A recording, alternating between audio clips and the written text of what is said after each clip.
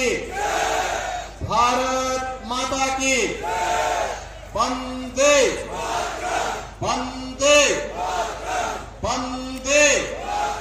संत शिरोमणि रविदास जी महाराज की, संत शिरोमणि रविदास जी महाराज की। चौधरी चरण सिंह, चौधरी चरण सिंह, चौधरी अजीत सिंह, चौधरी अजीत सिंह।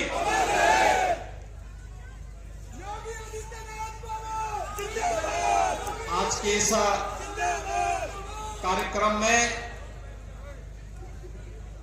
मंच पर उपस्थित केंद्र सरकार में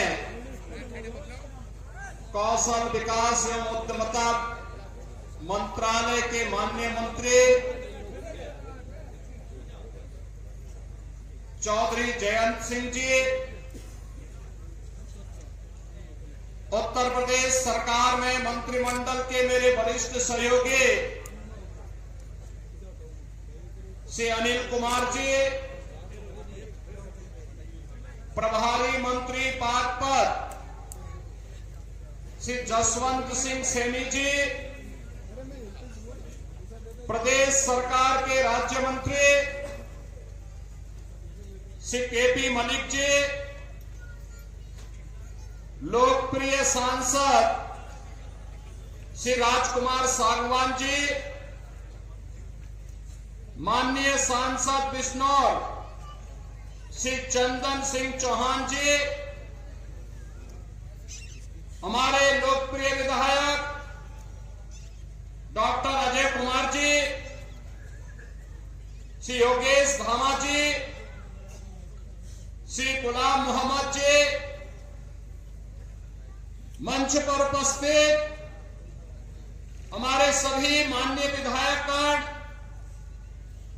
भारतीय जनता पार्टी के क्षेत्रीय अध्यक्ष श्री सत्येंद्र सिंह सिसोदिया जी, जिला अध्यक्ष भारतीय जनता पार्टी श्री वेदपाल उपाध्याय जी,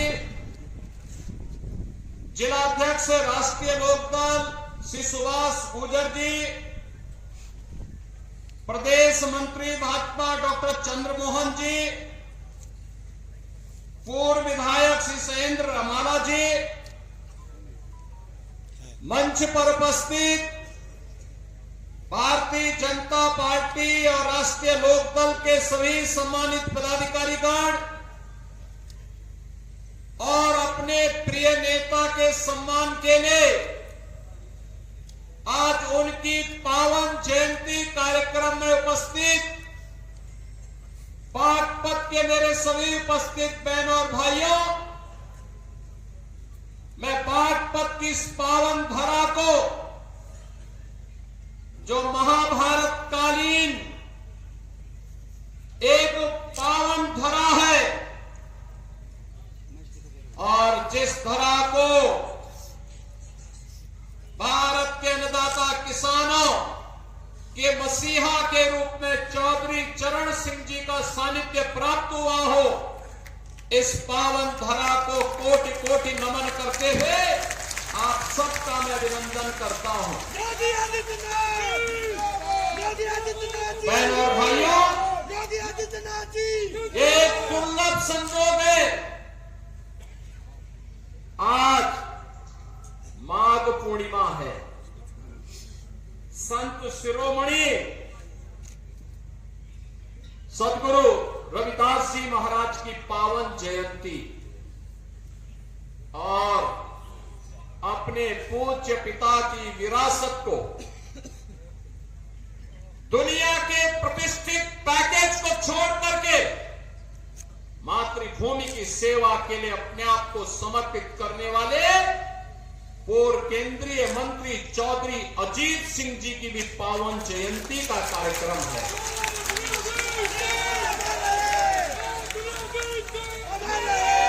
उनकी पावन जयंती के अवसर पर आज हमें यहां पर चौधरी साहब की इस पावन भव्य प्रतिमा के लोकार्पण का अवसर प्राप्त हुआ। मैं इस अवसर पर उनकी स्मृतियों को नमन करते हुए प्रदेश सरकार और उत्तर प्रदेश वासियों की ओर से उन्हें विनम्र श्रद्धांजलि अर्पित करता हूं।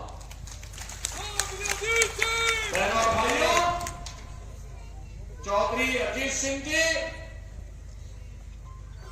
उनकी प्रारंभिक शिक्षा इस पश्चिमी उत्तर प्रदेश में होती है। वे कानून तालुकदार कॉलेज लखनऊ में जाकर के उन्होंने सीनियर सेकेंडरी तक की शिक्षा अर्जित की। लखनऊ विश्वविद्यालय में उन्होंने पीएचडी किया। अपने समय के प्रतिष्ठित आईआईटी खड़गपुर से उन्होंने बीटेक की डिग्री ली और उसके बाद एमएससी के लिए उन्होंने दुनिया के प्रतिष्ठित संस्थान यूएस के एक प्रतिष्ठित संस्थान में जाकर के शिकागो से उन्होंने एमएस की कंप्यूटर साइंस में डिग्री लेने के बाद वहीं पर उन्होंने प्रतिष्ठित कंप्यूटर कंपनी आईबीएम में कंप्यूटर साइंटिस्ट के रूप में सेवा प्रदान की।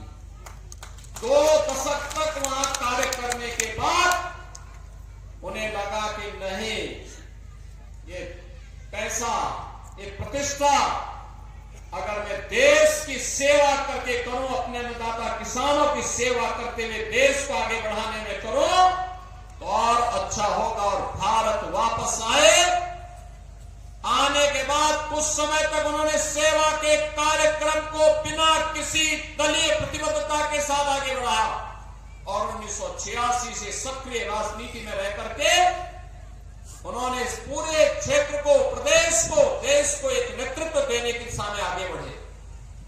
आज चौधरी अजीत सिंह जी हमारे बीच नहीं है, लेकिन उनकी स्मृतियां हैं, उनके द्वारा किए गए कार्य हैं, उनका अनुभव है, उनके द्वारा जो मार्गदर्शन दिया गया, उस कालखंड से जुड़े हुए लोग हमारे सामने मौजूद हैं। उस समय के युवाओं को, उनको जो नेतृत्व उन्होंने दिया था, वे आज जीवन के अलग अलग क्षेत्र में कार्य कर रहे हैं। उन सभी कार्यक्रमों को आगे बढ़ाते हुए आज केंद्र और राज्य सरकार चौधरी चरण सिंह जी, चौधरी अजीत सिंह जी के इन कार्यक्रमों को आगे बढ़ाने का कार्य कर रही है। यही डबल इंजन सरकार की ताकत है और इस ताकत को आगे बढ़ाते हुए उनकी प्रसन्नता की अनुभूति होती है। बहनों और भाइयों, आज मैंने यहां पर देखा बहुत भव्य प्रतिमा चौधरी अजीत सिंह जी की यहां पर लगी है और सचमुच ये पहली प्रतिमा, मुझे बताया गया पहली प्रतिमा यहां पर लगाई गई है।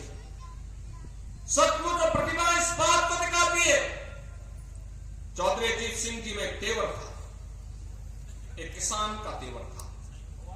वे एक टेक्नोक्रेट थे, वे एक साइंटिस्ट थे और कंप्यूटर साइंस के बारे में जब देश में ना के बराबर लोग जानकारी लेते थे, तब उन्होंने दुनिया की प्रतिष्ठित कंपनी के माध्यम से डिग्री लेकर के कंपनी के माध्यम से इस फील्ड में प्रवेश किया था। देश के जब इन्हें चुने गिने लोग कंप्यूटर साइंस के बारे में जानकारी लेते थे, उस समय उन्होंने डिग्री लेकर के दुनिया में इस कार्यक्रम को आगे बढ़ाया।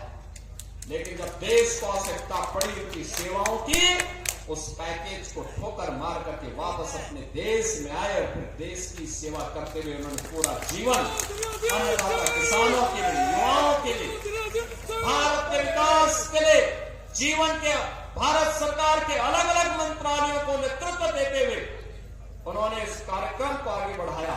आज वे हमारे बीच नहीं है, लेकिन उनकी स्मृतियां हमारे बीच में है, उनका मार्गदर्शन हमारे बीच में है, उनके द्वारा किए गए कार्य हमारे बीच में है। उससे प्रेरणा लेकर के आगे बढ़ने की आवश्यकता है। बागपत तो उनके हृदय में बसता था, लगातार यहां के विकास के लिए चिंतित रहते थे। आज जो विकास हम पश्चिमी उत्तर प्रदेश में करा पा रहे हैं, ये चौधरी चरण सिंह जी को उनके द्वारा प्रदेश के अंदर मुख्यमंत्री के रूप में, केंद्रीय मंत्री के रूप में उनका जो मार्गदर्शन उस कालखंड में प्राप्त हुआ, उनके संदर्भों को लेकर के ही हम आगे बढ़ पाते हैं।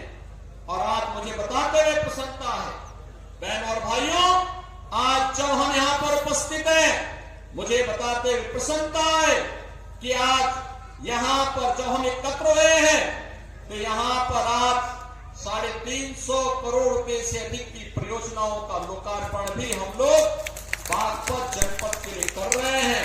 मैं इसके लिए यहाँ के माननीय सांसद जी को, माननीय विधायकों को, माननीय जयंत जी को, सभी अन्य माननीयों को हृदय से बधाई देता हूँ। आप सभी को अपनी शुभकामना देता हूँ। बहनों और भाइयों, आज मुझे बताते हुए प्रसन्नता है कि यहाँ पर विकास की बड़ी बड़ी परियोजनाओं के साथ कनेक्टिविटी की योजना भी है, नए संस्थान बनाने के कार्यक्रम भी है, सड़कों के निर्माण का कार्यक्रम भी है। ये बागपत का तो अपना इतिहास है।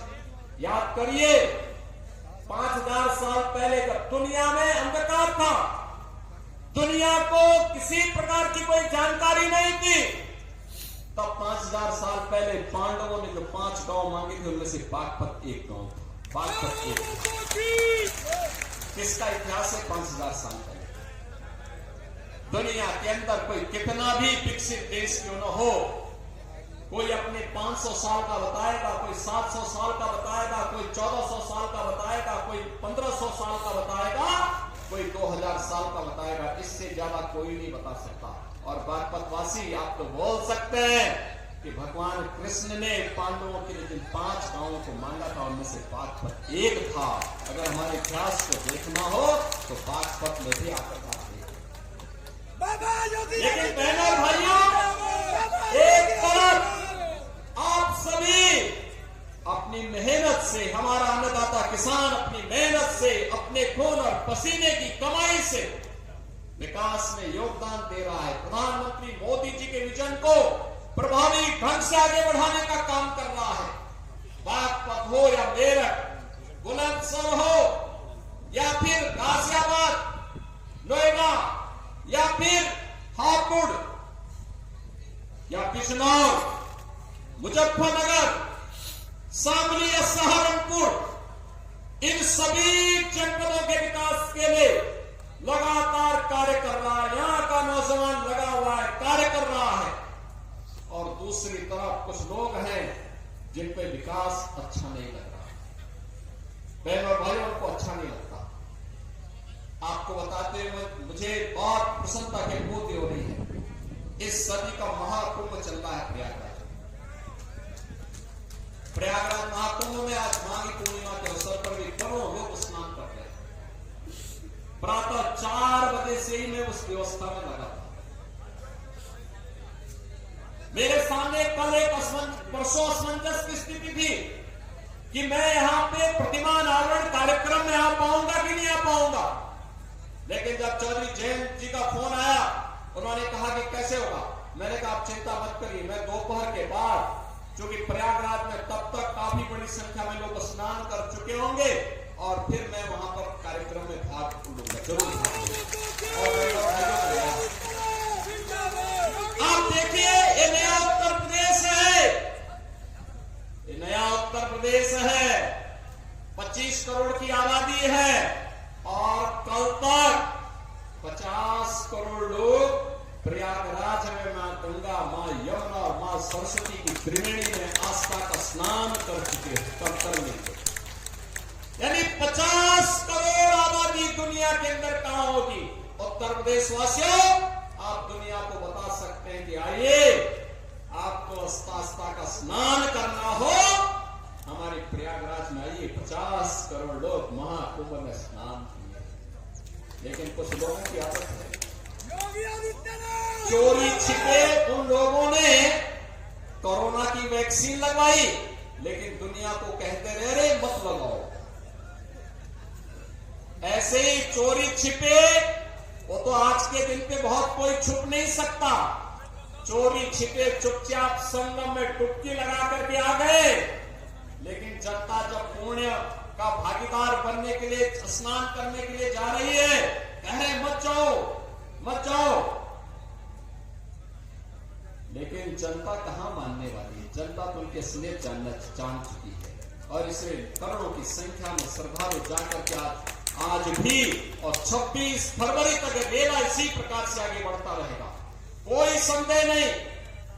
लेकिन एक बात समझ में नहीं आता, जब इनको अवसर मिला था तब इन्होंने कुछ नहीं किया।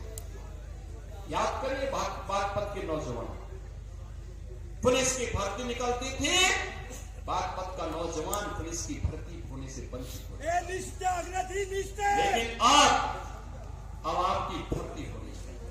याद करिए अभी 60,200 पुलिस के नए भर्ती की प्रक्रिया चल रही है, फिजिकल टेस्ट हो रहा है।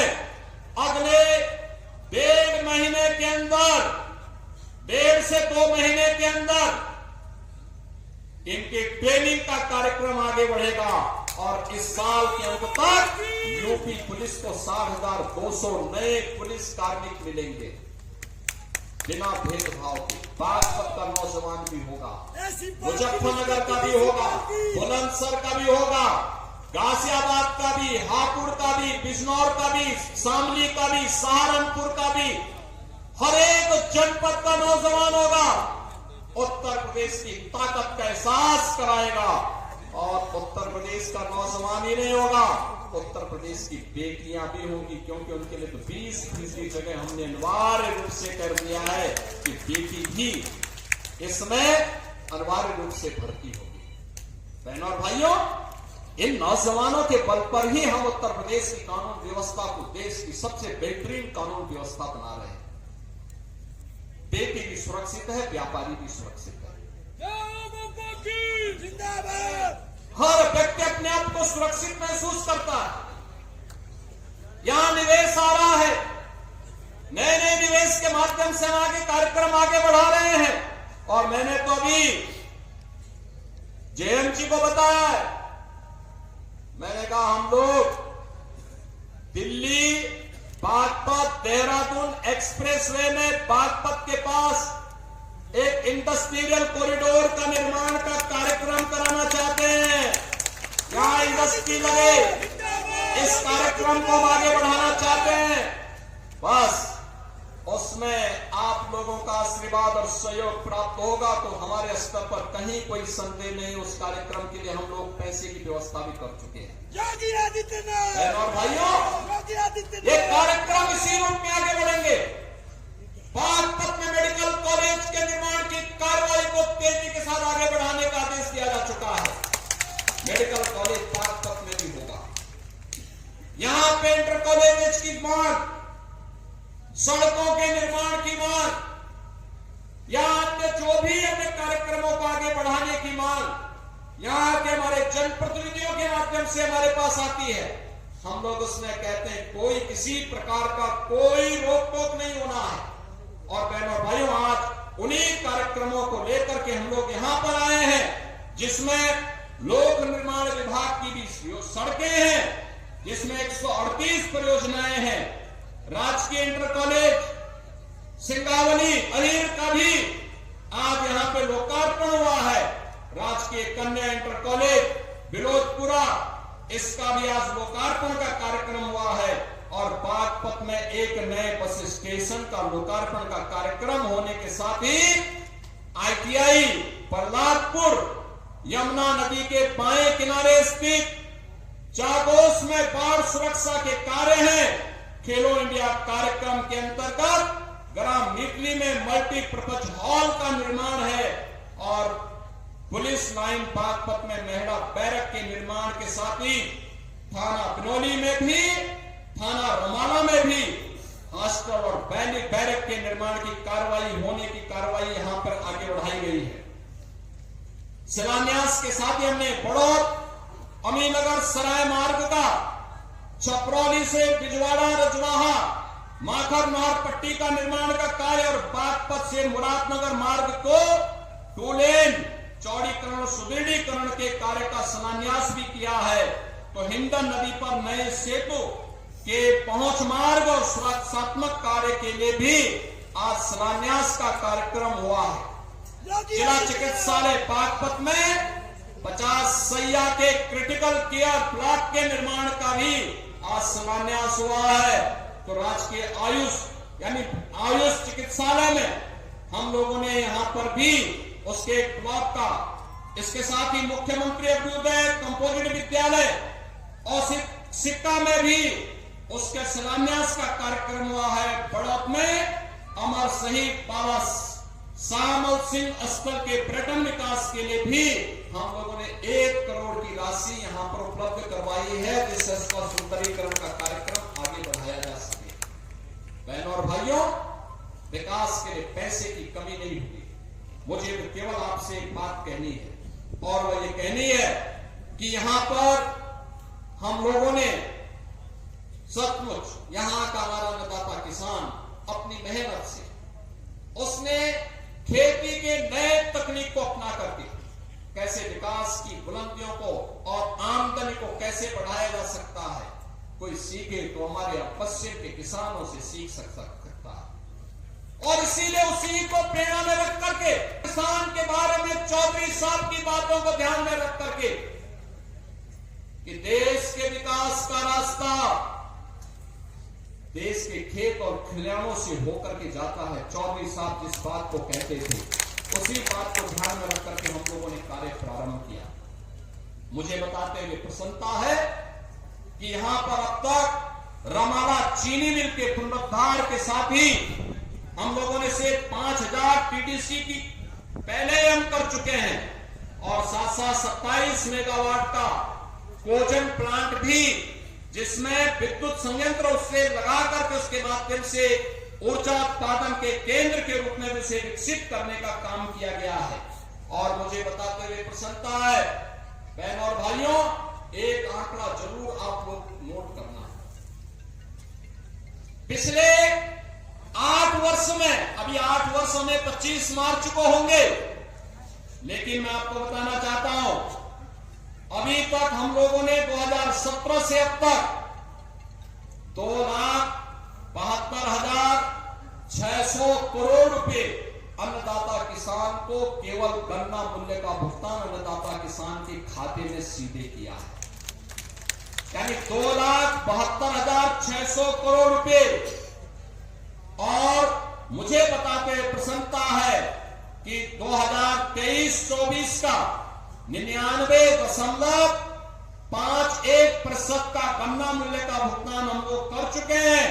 और इसके साथ ही मुझे बताते हुए भी कि 1995 से लेकर 2017 तक 22 वर्ष में जितना गन्ना मूल्य का भुगतान विपक्षी दलों की सरकारों में हुआ है, चाहे वह समाजवादी पार्टी की सरकार रही हो या बहुजन समाज पार्टी की सरकार, उससे 22 वर्ष में जितना इन्होंने गन्ना मूल्य का भुगतान किया है, हम लोगों ने मात्र 8 वर्ष में, 8 वर्ष से कम समय में उससे ज्यादा लगभग 60,000 अधिक गन्ना मूल्य का भुगतान अब तक हम किसानों को कर चुके हैं। यानी उनका 22 वर्ष, हमारे 8 वर्ष उस पर हावी है। इसका मतलब अन्नदाता किसान के लिए अच्छी दिशा में सरकार ने कार्य प्रारंभ किया है, और सरकार इस कार्यक्रम को आगे बढ़ाने का कार्य कर रही है। मैं आज के इस अवसर पर आप सभी को इस बात के लिए आश्वस्त करता हूं कि अन्नदाता किसान हो, नौजवान हो, एक एक पाई अन्नदाता किसान के खाते में जाएंगे। नेता चीनी मिल को हम लोग सरकारी अधिग्रहण लेकर के उस पे हम उसको हर किसान हर चीनी